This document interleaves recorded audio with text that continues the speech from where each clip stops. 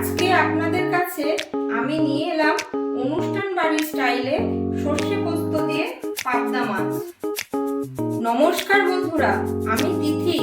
আমার এই ছোট্ট ইউটিউব চ্যানেল রান্নার তিথিতে আপনাদের স্বাগত। বড়দের প্রণাম, ছোটদের ভালোবাসা জানাই।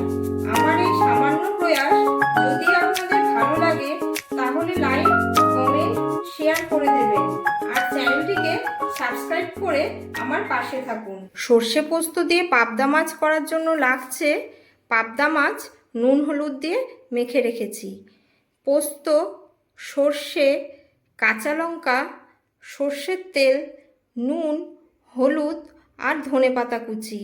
এই কটি উপকরণ দিয়েই আজকে আমি তৈরি করব সর্ষে পোস্ত দিয়ে পাবদা মাছের ঝাল। আমি রান্নাটা শুরু করছি। রান্নাটা শুরু করার জন্য প্রথমেই আমি কড়াইয়ে সর্ষের তেল দিয়ে দেব। তেল গরম হয়ে গেছে, এবার এই তেলে আমি মাছগুলো ভেজে নেব।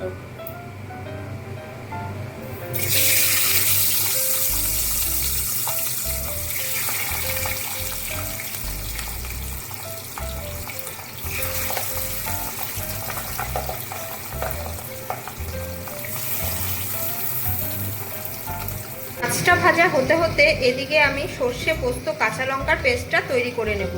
সব মাছগুলো ভাজা হয়ে গেছে আর মাছগুলোকে হালকা করে ভেজে নিয়েছি, কারণ পাবদা মাছ বেশি ভাজলে এর স্বাদ নষ্ট হয়ে যায়। এবার মাছ ভাজার তেলে সর্ষে পোস্ত কাঁচা লঙ্কা দিয়ে করে রাখা পেস্টটা দিয়ে দেব।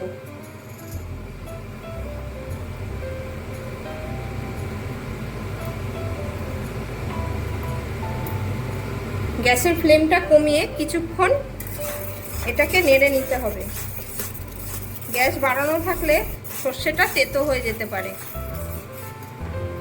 এবার এতে কিছুটা হলুদ, হাফ চামচের মতো হলুদ আর স্বাদ মতো নুন দেব। দিয়ে এটাকেও ভালো করে মিশিয়ে নেব।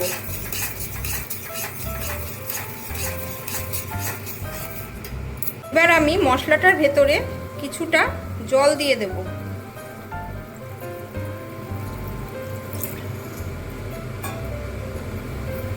সর্ষে পোস্ত ঝোলটা খুব সুন্দর ফুটে উঠেছে। এবার এতে আমি মাছগুলো দিয়ে দেব।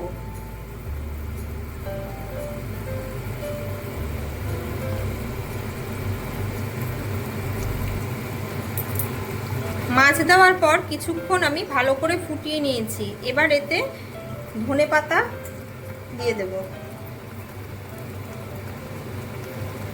আর দেব কাঁচা সর্ষের তেল। ধনেপাতা কুচিটা পুরোপুরি অপশনাল, ইচ্ছা হলে দেবেন, না ইচ্ছা হলে না দিলেও হবে।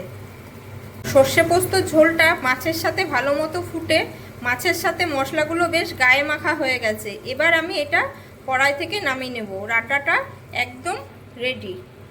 রেসিপিটা আপনাদের কেমন লাগলো জানাবেন। ভিডিওটা ভালো লাগলে প্লিজ লাইক, কমেন্ট ও শেয়ার করবেন আর চ্যানেলটিকে সাবস্ক্রাইব করবেন। আপনাদের এক একটি লাইক ও কমেন্ট আমার জন্য শক্তি।